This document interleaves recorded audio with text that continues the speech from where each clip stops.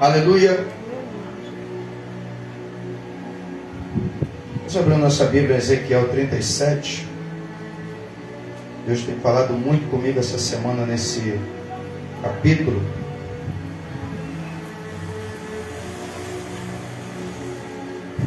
Ezequiel capítulo de número 37, a partir do versículo 1, diz assim: Veio sobre mim a mão do Senhor, e o Senhor me levou em espírito e me pôs no meio de um vale que estava cheio de ossos, e me fez andar ao redor deles, e eles que eram muito numerosos sobre a face do vale estavam sequíssimos. Amém? Pode se sentar louvando o nome do Senhor nessa noite. Aleluia.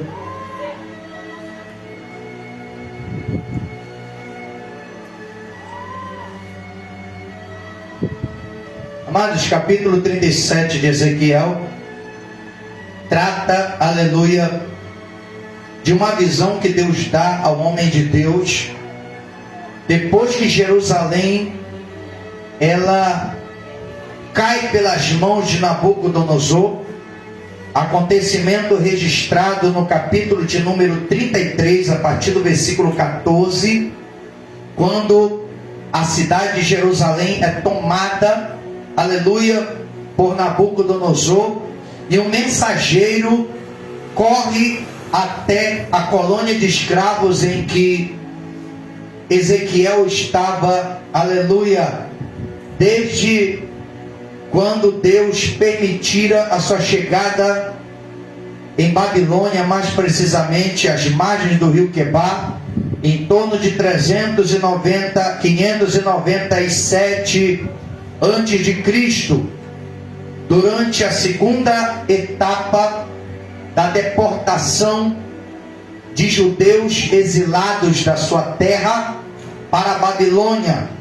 E a palavra de Deus vai dizer que este homem, ele é levado junto com cerca de 10.000 pessoas da classe trabalhadora de Judá para assistenciar no desenvolvimento do Império Babilônico, porque Nabucodonosor precisava de mão de obra.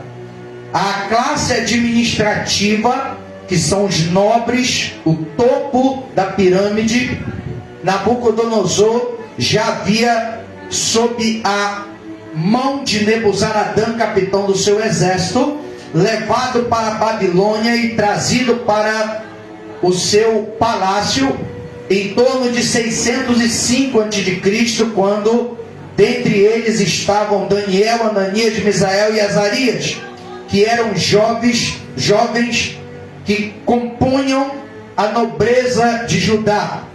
E já nessa segunda etapa, em 597, vai Ezequiel no meio de 10.000 pessoas para as margens, aleluia, do rio Quebar, aonde se encontrava uma colônia de exilados. Louvado seja o nome do Senhor. E de lá para cá, Ezequiel, ele acompanha de perto, aleluia, a situação em que se encontrava o povo de Deus no cativeiro, ali no meio dos escravos, porque Nabucodonosor havia levado não somente Judá em cativeiro, mas outras nações conquistadas também, estava misturado naquele meio. Mas em 594, 593, aproximadamente 4 anos depois, no capítulo de número 1 de Ezequiel, Deus ele se manifesta em visões de Deus para Ezequiel, revelando-lhe a glória, revelando-lhe o poder, revelando toda a sua majestade, aleluia, e a semelhança da sua glória, para que Ezequiel entendesse que apesar da situação trágica e catastrófica que o povo estava atravessando naquele momento, nada disso havia afetado em nenhum aspecto a glória, a majestade e a autoridade de Deus. Deus continua continuava com o controle absoluto dos acontecimentos históricos na sua mão. Eu quero te dizer nesta noite, aleluia, que apesar da dificuldade, da luta, da adversidade, do momento de crise que você possa estar atravessando, Deus continua, aleluia, assentado no seu trono de glória, cheio de majestade e sob, aleluia, com tudo sob o domínio do seu controle. Deus, quando vocaciona Ezequiel, primeiro lhe mostra a sua glória, para que Ezequiel soubesse, aleluia, que quem saiu do eixo não foi Deus, que quem esqueceu do povo não foi Deus, que quem virou as costas para o que era certo não foi Deus. Deus continuava no trono, com a sua autoridade intacta, com a sua glória intacta, com a sua majestade intacta. Nada havia movido Deus do seu lugar. Sabe por quê? Porque Deus continuava fiel, mesmo diante de tanta infidelidade e rebeldia da parte do povo que havia recebido as promessas da parte de Deus. Eu quero te dizer nessa noite que a Escritura ela relata dizendo que de Deus não se zomba e não devemos, aleluia, errar. Como Paulo diz aos Gálatas, não erreis. Quando Paulo ele se refere aos Gálatas com essa expressão, não erreis, ele estava falando não a um povo que acidentalmente pecava contra Deus, mas a um povo, aleluia, uma parcela que intencionalmente se desviava daquilo que Deus determinava como caminho e regra de fé a ser seguido. O que muito se vê nos últimos dias, pessoas intencionalmente torcendo, como diz o apóstolo Pedro, torcendo as Escrituras, fazendo-a dizer uma coisa que não está dizendo, para corroborar um falso ensino que promove, aleluia, falsas promessas e uma falsa sensação de segurança para garantir vantagens e privilégios temporários que estão fora do projeto e do propósito original de Deus para o seu povo. Pessoas que usam a palavra para enganar, para mentir, para iludir, aleluia, e induzir o povo a apostatar, a virar as costas e a se desviar daquilo que Deus determinou como caminho que conduz para a sua presença. Eu estou falando, aleluia, de um povo que intencionalmente virou as costas para Deus. Um povo que não era inocente. Um povo que sabia muito bem o que estava fazendo.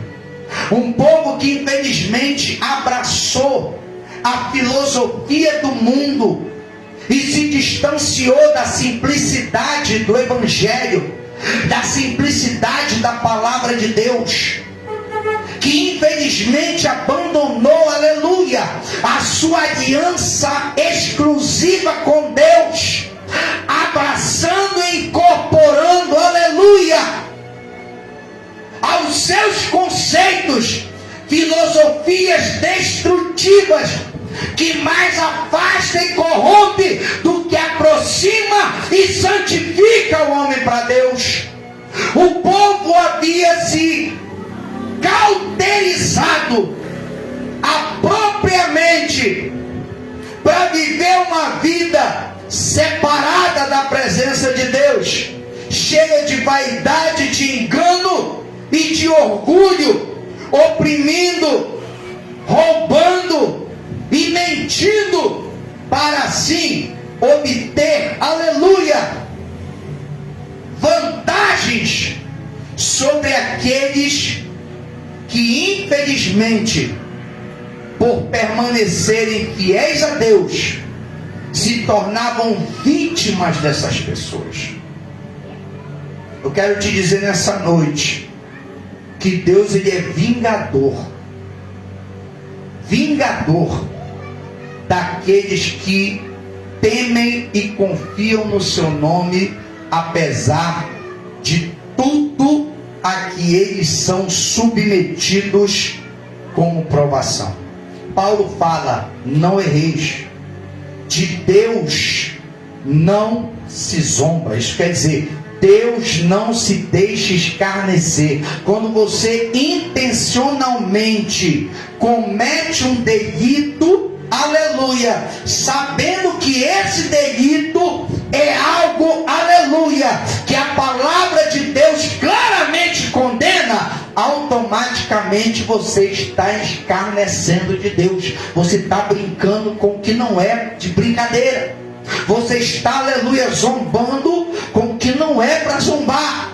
Você está tocando, aleluia, aonde não é para tocar. E Paulo continua dizendo: tudo aquilo que o homem semear, isso é, tudo aquilo que o homem plantar, isso também ele vai colher. Porque aquele que semeia, que planta na carne, isso quer dizer, nas obras que desagradam o coração de Deus, este mesmo colherá da carne corrupção. Era o que o povo estava vivenciando. Tanto decidiram se afastar de Deus, que acabaram espiritualmente secando e tornaram-se ossos sequíssimos, conforme a visão que Deus dera no vale. Quantos hoje se encontram nesse estado caótico e trágico, espiritualmente falando? Pessoas que um dia foram uma bênção na mão de Deus, pessoas que um dia foram usadas de forma extraordinária e surpreendente por Deus, e hoje estão aí envolvidos em toda sorte de corrupção, toda sorte, aleluia, de práticas imorais que tem levado essas pessoas ao afastamento da presença de Deus, e até mesmo, aleluia, a atravessar momentos críticos na sua história, desacreditados por muitos, porque um dia se recusaram a dar ouvidos às advertências da palavra de Deus. Porque a Escritura diz: porque o Senhor não fará coisa alguma sem antes revelar aos seus servos os profetas. Amós 3:7. Deus, ele não faz nada sem antes comunicar àqueles que fazem questão de consultá-lo antes de qualquer tomada de decisão. Eu quero te dizer nessa noite, se você tem por hábito de consultar a Deus antes de qualquer decisão, ou antes de qualquer atitude a ser tomada diante de uma circunstância, você está de parabéns, porque Deus, ele jamais vai deixar com que os teus pés ele vacile e você venha, aleluia, tombar da sua presença. Por isso a Escritura diz: confia ao Senhor as tuas obras, os teus pensamentos serão estabelecidos. Provérbios 16, versículo 3. Quando você coloca Deus em primeiro plano na tua vida, a tendência é Deus garantir a tua vitória. O que não foi o caso dos filhos de Israel, o povo de Judá. Pois a Escritura vai dizer que Jerusalém cai, o mensageiro avisa Ezequiel, e Deus começa a abrir a boca do profeta para profetizar. E quando chega no capítulo 37 do seu livro, Deus, ele leva Ezequiel, aleluia, com a sua poderosa mão, em visão de Deus, e o coloca no meio de um vale. Aleluia! Escritura diz: veio sobre mim a mão do Senhor, e o Senhor me levou em espírito, e me pôs no meio de um vale que estava cheio de ossos. Deus leva Ezequiel a uma visão tenebrosa, um lugar de escuridão, um lugar que fedia morte, um lugar, aleluia, desconfortável, porque o pecado, irmão, ele é desconfortável. Quando você está livre dele, ele se torna desconfortável. O pecado só é confortável quando você está envolvido com ele. Enquanto você está envolvido no pecado, aleluia, você desfruta de uma certa dose de prazer. Mas quando Jesus entra na nossa vida e faz de nós uma nova criatura, nos libertando daquilo que um dia nos dominava, aquilo que trazia prazer e conforto passa a provocar desconforto. Ezequiel estava desconfortável com aquela situação, mas a palavra de Deus diz que mesmo no desconforto, o Senhor faz questão de não somente levá-lo ao meio deste vale, mas conduzi-lo no meio desse vale. Eu quero te dizer nessa noite, aleluia, você não está só nessa situação. Deus está te conduzindo no meio deste vale, porque Deus te preparou para tempo de trevas, para tempo de conflito, para tempo de adversidade. A igreja foi estabelecida por Cristo como um farol para apontar o caminho, aleluia, no meio da tormenta, para chegar ao porto seguro. Para chegar ao porto seguro, tem que atravessar as correntezas do mar. E para atravessar as correntezas do mar, tem que estar preparado para tal situação. É por isso que Deus, antes de levar Ezequiel ao vale dos outros, permite que Ezequiel atravesse um vale particular. Quando no capítulo de número 24, Deus se revela a Ezequiel e fala a Ezequiel: Ezequiel, aleluia, filho do homem, eu vou tirar de ti o desejo dos teus olhos com um golpe, e tu não lamentarás, tu não chorarás, tu não arrancarás o turbante da cabeça, nem rasgarás a tua roupa, mas manterás, aleluia, a tua cabeça com o turbante e os teus pés calçados, com o teu choro reprimido, e eu te usarei como sinal, e tu falarás a este povo que eu tirarei de diante deles, como eu tirei de diante de ti o desejo dos seus olhos com um golpe. A Escritura diz que Deus fala com Ezequiel de manhã, à tarde morre a sua esposa. Ele entra no cativeiro casado, e Deus permite que ele atravesse uma viuvez. A pessoa que ele mais amava, a única que ele tinha do lado dele, Deus, ele permite a sua morte. Ezequiel atravessa um vale, a dor do luto, de ver alguém que ele amou estendido diante de si, como um cadáver sem vida.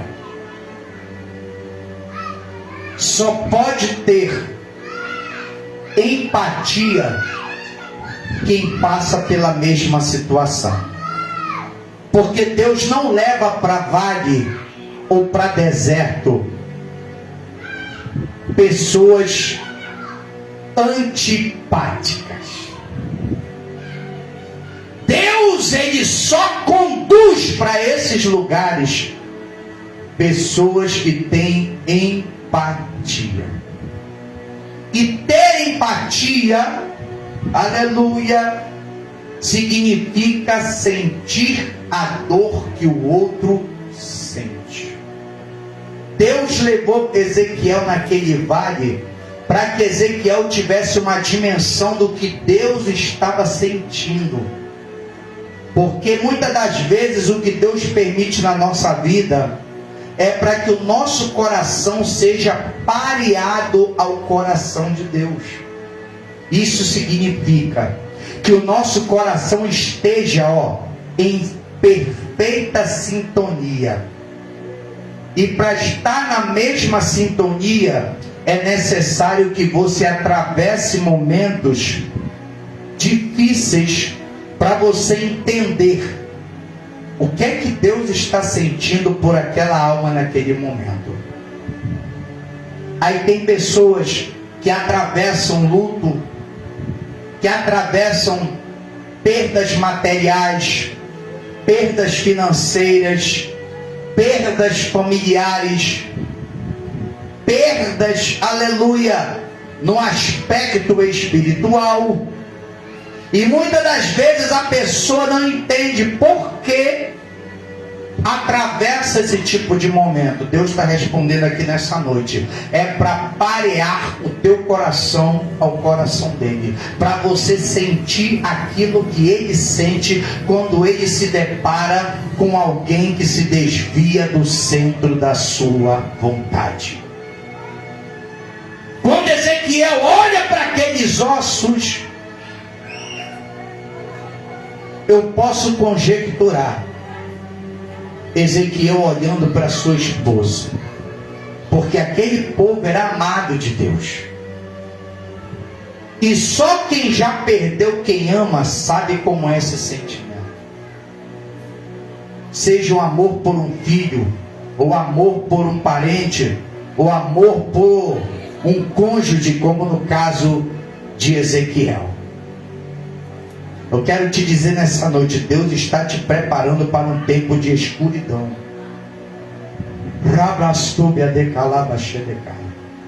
Um tempo de dificuldade. Um tempo difícil. Porque é nesse tempo que Deus vai fazer os milagres acontecerem através da tua vida. Tempo de escuridão e tempo de dificuldade é o tempo em que o impossível Deus fará tornar-se possível a vida daquele que crê. Eu quero te dizer nessa noite, aleluia, porque Deus leva Ezequiel a passear no meio do vale. É interessante que Deus ele leva Ezequiel não para a beira, mas para o meio. Porque à beira do vale há espaço para escape.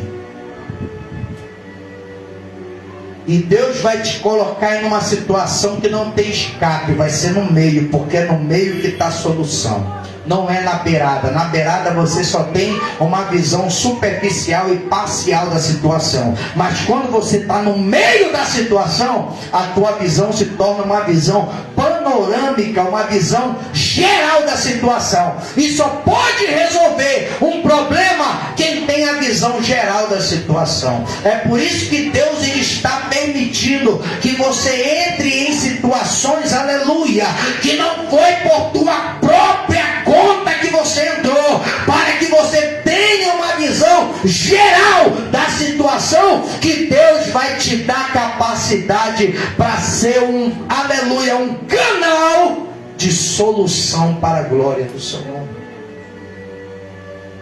Deus ele pergunta para Ezequiel não, filho do homem, ele não chama Ezequiel pelo nome, filho do homem, poderão viver esses ossos?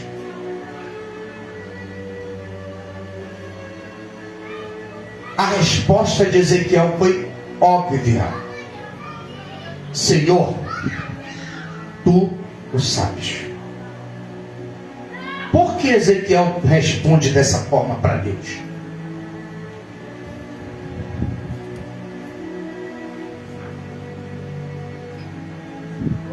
É por isso que o crente tem que ter visão. Porque ter visão não é só enxergar. Ter visão significa perceber detalhes. Ezequiel só responde para Deus quando diante da visão ele percebe um detalhe. Sabe que detalhe é esse? Os ossos estavam em que dimensão do vale? Estava na superfície ou estava abaixo da superfície? Na superfície. Ele prestou atenção nesse detalhe. Porque não é comum no cemitério os ossos de quem já morreu ficarem na superfície. Quando um osso é sepultado, ou um cadáver é sepultado, porque não tem mais jeito. Mas na visão a palavra de Deus vai dizer que os ossos estavam na superfície. Sabe o que significa isso? Que a visão de Deus não é como a visão do homem. Ossos na superfície, perspectiva de mudança. Perspectiva de mudança. Eu quero te dizer nessa noite, sabe por que esse ente querido que se desvia tanto de Deus ainda não desceu à sepultura? Porque ainda há perspectiva de mudança. Esse osso seco aí, que se recusa a se sujeitar à vontade de Deus, ainda tem jeito para ele, porque ele ainda está na superfície, ele ainda não desceu. A hora que descer tem mais jeito, mas enquanto está na superfície, pode ter certeza que tem jeito. Ele responde para Deus, alinhado à perspectiva de Deus. Senhor, tu o sabes. É um trabalho exclusivamente teu. Eu quero te dizer nessa noite, aleluia, este vale está com dias contados, porque Deus vai fazer o ruído e um rebuliço acontecer na vida daqueles cuja esperança já expirou, mas que pela tua fé e pela tua perseverança, Deus fará tornar este vale em um grande exército para a glória do seu nome. Porque quando ele declara para Deus, tu sabes, automaticamente Deus responde. Assim, então me disse, profetiza sobre esses ossos e diz-lhes, ossos secos, ouvi a palavra do Senhor. Aleluia. Se é uma obra exclusiva de Deus, é Deus quem vai tocar. O problema é que tem gente querendo fazer o trabalho do Espírito Santo de Deus, querendo obrigar um osso se juntar a outro osso para fazer com que a estrutura óssea volte a ser o que era antes. E o que resulta? O osso acaba trincando, em vez de aproximar, acaba afastando cada vez mais. Se você já entregou na mão de Deus, deixa que Deus é quem vai tratar de forma pessoal. O seu espírito vai entrar e ele que está morto ressuscitará e novamente, aleluia, adorará o Senhor em espírito e em verdade. Aleluia. Tem coisa que é só para Deus, irmão. Tem coisa que não adianta discutir, tem coisa que não adianta bater boca, tem situação que não adianta querer forçar a barra, tem atitude que não adianta criticar, não adianta pressionar, porque com osso, aleluia, não dá para trabalhar desse jeito. Deus falou para Ezequiel: profetiza. Profetizar significa liberar uma palavra, aleluia, que ainda não se cumpriu, mas que pela fé vai acontecer. E o que foi que Ezequiel profetizou? No versículo 5, Deus manda Ezequiel dizer: eu farei entrar em vós o Espírito e vivereis. E porei nervos sobre vós, e farei crescer carne sobre vós estenderei pele, e porei em vós o Espírito, e vivereis, e sabereis que eu sou o Senhor.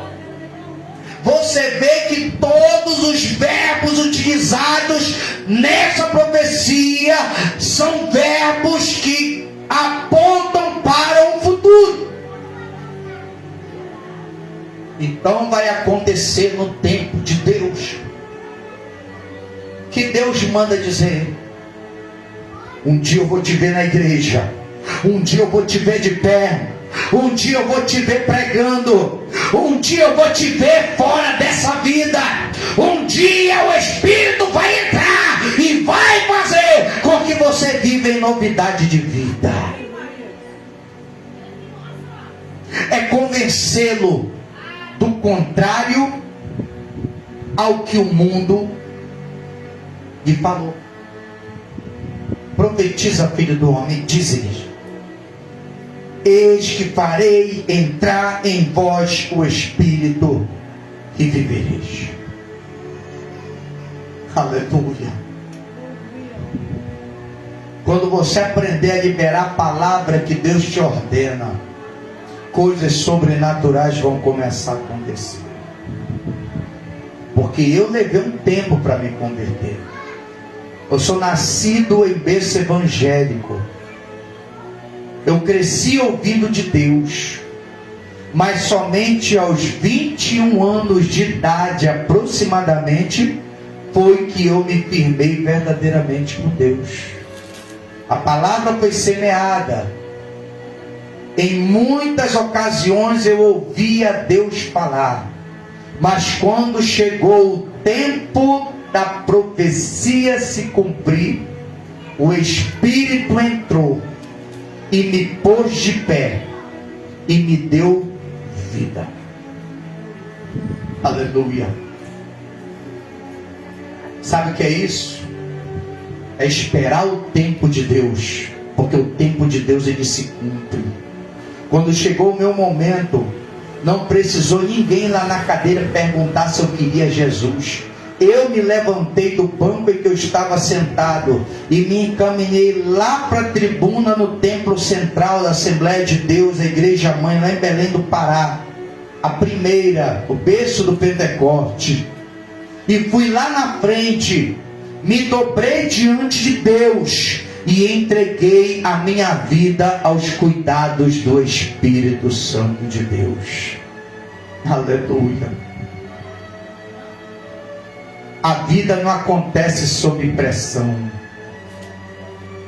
Então seja como Ezequiel. Esteja disponível para Deus te usar no tempo favorável.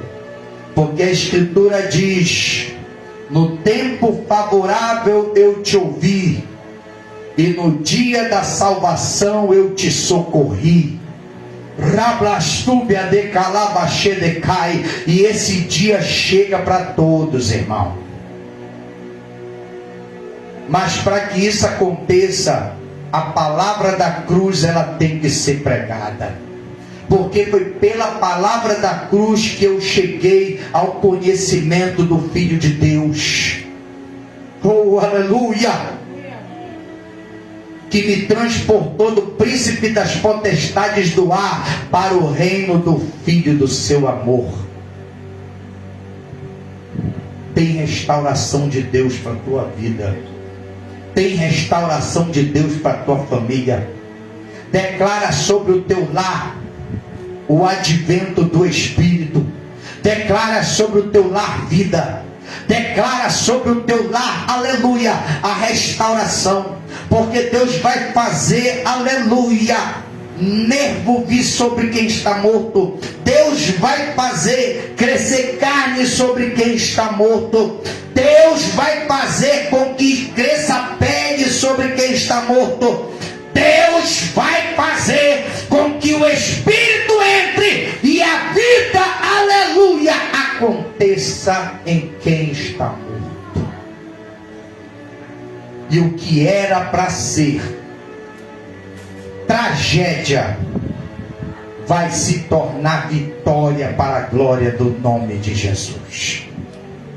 Seja um Ezequiel. Esteja preparado, porque foi no Espírito que ele foi levado para aquele vale. Para ser levado no Espírito, tem que estar no Espírito. Estava no meio de um bando de rebeldes, como Deus fala para Ezequiel: ainda que sejam sarças e espinhos, e tu habites no meio de serpentes e escorpiões, filho do homem, não te volta para eles. Não sejas rebelde como a casa rebelde, mas ouve o que eu te digo e guarda as minhas palavras no teu coração e fala aquilo que eu te mandar, que ouçam, que deixem de ouvir, que eles tornem para ti, mas tu não tornes para eles. Então, irmão, tem que ter postura. Permaneça fiel, que Deus vai te levar no centro do caos e vai te usar para tornar este caos em uma organização espiritual poderosa, que vai dar trabalho para todo o inferno e glorificar o nome do Senhor. Amém, amados? Ponha-se de pé nessa noite. Ezequiel 37 é uma profecia de cunho escatológico, mas também que possui aplicação pessoal para a vida de todo aquele que deseja fazer a diferença em tempos de indiferença. Então, que nós estejamos como Ezequiel, vivos, cheios de Deus e preparados para toda e qualquer visão que Deus nos der, para ao invés de sermos agentes do caos para atrasar a vida dos outros, sejamos instrumentos do poder de Deus para conduzir os perdidos ao único caminho que produz salvação, que é o novo e vivo caminho, Jesus Cristo. Como diz Paulo aos Efésios: Cristo em nós, esperança da glória. Louvado seja o nome do Senhor. Vamos estar orando por algumas pessoas nesse momento que estão precisando. A irmã Márcia, aleluia, está precisando que intercedamos pelo seu irmão Cícero Carlos, não é isso? Cícero Carlos Ferreira de Jesus. Está internado em estado grave na UTI da Unimed. Vamos orar, porque o mesmo Deus que converteu o Vale de Ossos em um exército numeroso e poderoso, é o mesmo Deus que pode ir lá naquele leito de enfermidade e tirar este homem, aleluia, da situação em que se encontra, devolvendo-lhe a vida e a saúde para a glória de Deus. Oremos ao Senhor. Amantíssimo Deus e eterno Pai, eu quero te apresentar a vida do Cícero, Senhor, irmão, Senhor da glória, de Márcia, que está pedindo nesta noite para que intercedamos por ele em caso, Senhor da glória, grave que ele está vivenciando, este momento de crise que ele está atravessando naquela internação, ó Pai. Eu creio que Tu és Jeová Rafá, o Senhor que nos sara. Por isso, Deus, visita a vida do Cícero nesta noite. Eu não sei, ó Deus da glória, o que se passa na vida deste homem. Eu não sei, ó Deus, o Teu propósito que levou este homem, ó Deus, a passar por este momento. Mas uma coisa eu tenho certeza, é o momento, vai passar. Rablastúbia de Calabachedecai, pois a Tua palavra diz que a ira do Senhor dura só um momento, no seu favor está a vida. O choro poderá durar uma noite, mas a alegria veio ao amanhecer. Por isso, Deus, eu te peço nesta noite, visita a vida do Cícero naquele leito, que o Teu Espírito venha tocar a sua estrutura nesta noite. Rabastúbia de Calabachedecai, e o que tem mantido este homem, Senhor da glória, neste leito, se for da Tua vontade, nesta noite, Senhor, cura a vida do Cícero para a glória do Teu nome. Cura, Senhor da glória, o seu organismo, provendo um milagre sobrenatural na vida dele. Rablastúbia de Calabachedecai, para que ele se levante daquele leito, dando testemunho da Tua visitação. Rablastúbia de Calabachedecai. Oh, de la raia, sai da la calaia raste. Rablaia cheia de la calaia la raste. Deus, eu te peço, Rablaia cheia da la raste. Toca, Senhor, toca a vida dele nessa noite. Raia cheia da la calaba da la raia. Visita a vida do Cícero nesta hora. Porque, ó Deus, a medicina, o homem, ele vai até um ponto, Senhor.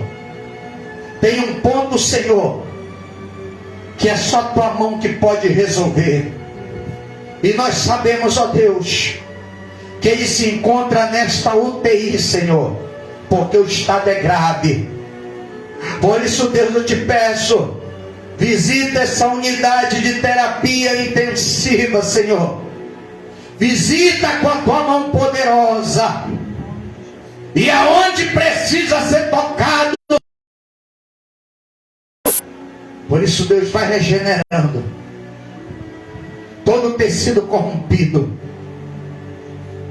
Vai regenerando e removendo, Senhor, tudo que vem agravando o estado de saúde deste homem. Raia shaida, laia calabaila raste. Deus, eu te peço, em nome de Jesus, Raia shaida, laia calabastu de la raste. Toca nele agora, e que todo mal seja repreendido na autoridade do Teu nome. Que toda sombra de morte se afaste deste lugar. Raia shaida laia raste. E que a Tua mão poderosa venha dar vida. Vida. E que ele se levante deste leito consciente de que a Tua mão, Senhor, o restaurou para louvor da Tua glória. Deus, eu te peço, surpreende os médicos. Espanta, Senhor, a medicina. Porque Tu és o Deus que surpreende. Em nome de Jesus, eu declaro sobre ele, Senhor, uma restauração a nível molecular. Raia shaida laia calabai da la raste. Rablaiashei de lahaste. Rablaiastu kalaiahaste.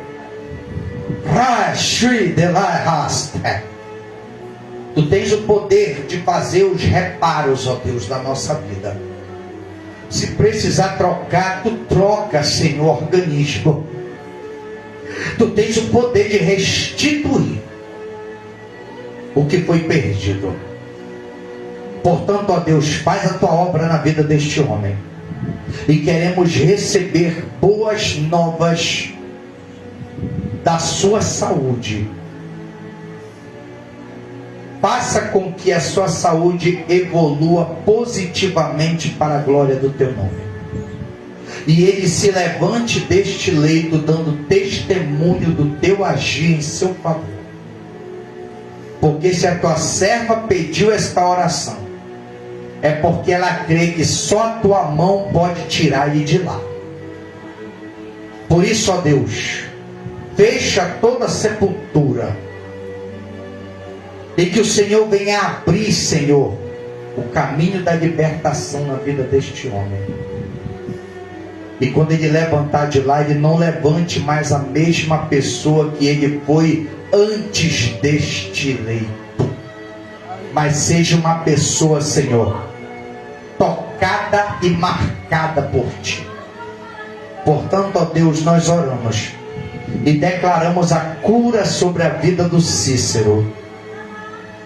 A restauração, a restituição e a renovação para a glória do teu nome. Nós oramos e te agradecemos em nome de Jesus. Amém. E graças a Deus. Amém.